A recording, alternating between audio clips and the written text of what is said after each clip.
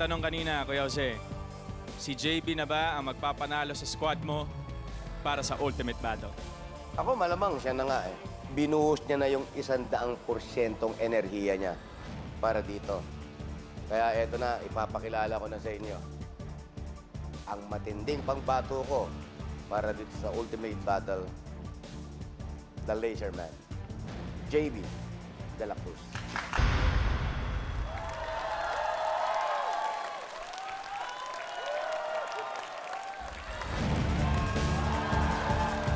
Our third grand finalist, the Laser Man, JB De La Cruz. Nakita ko yung theme ng performance mo kanina is about not giving up. Bakit ngayon nag-decide ka na bigyan ng mensahe yung performance mo? Itong act ko na to, personal to Arden eh. Ito talaga yung pinagdaanan ko. Maraming trials, maraming challenges. Pero sa gitna ng dilim, kumapit ka lang sa tunay na source ng liwanag, ng ating Panginoon. Salamat sa performance na yun, JB. At ito, sa ating studio audience, tatanungin natin ang nanay na theater actress pa na si Mami Joanna Bago. Ano pong masasabi niyo sa napanood yung performance? Yes, Kuya JB, napakaganda. Ang hirap kasi mag-perform. Ako as a stage actor and singer, kami music -1 lang. Pero yung mag-moves ka in timing sound and music and the lights, super hirap. At isang biyaya talaga ng Diyos sa pag may ganun kang talent. I love it so much. Salamat po. Nakaka-bless. Thank you, Miss Joanna. Maraming salamat po. Ano naman kaya ang opinion ng ating judges? Judges, Tito Boy, Miss Annette, B, kayo ang huhusga sa performance ni JB. B. Isa sa mga gusto ko sa'yo, yung parang ang sarap mong maging kaibigan kasi parang ang bait-bait mo. I like the message behind the performance. It was very entertaining. Pero JB, magiging tapat din ako sa'yo. May mga instances na nakita ko na na-relate ka dun sa timing ng pag-break ng mga words. It was very entertaining, but kung magiging honest ako sa'yo, mas napawawa ko dun sa number mo or sa act mo nung semifinal.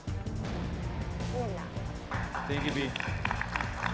Miss Annette. Ang iniisip ko na nagkaroon ka ng screen because you wanted to tell a story and that's a plus. And I really appreciate your act because I know that parang dinededicate mo to the Lord and that alone makes you a winner. Thank you. Thank you, Miss Annette. Tito Boy. Magandang kwento, pero agree ako doon sa mas namangha ako doon sa semifinals. But I have a point. A large part of your performance ay pre-programmed.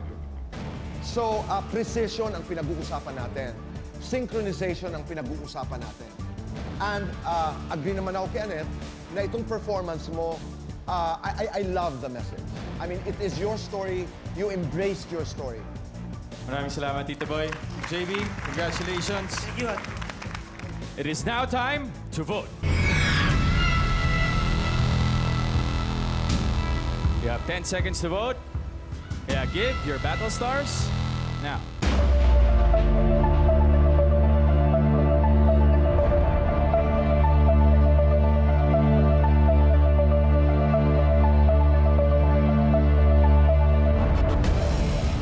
Kanina nakita natin ang high-tech laser performance ng Laser Man na si JB De La Cruz.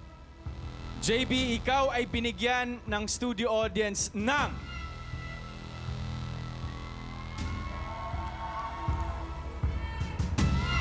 18.78 battle stars. Paalala lamang po na ang binigay ng audience ay ang average ng lahat ng battle stars na binigay nila. Kaya po merong 0.78.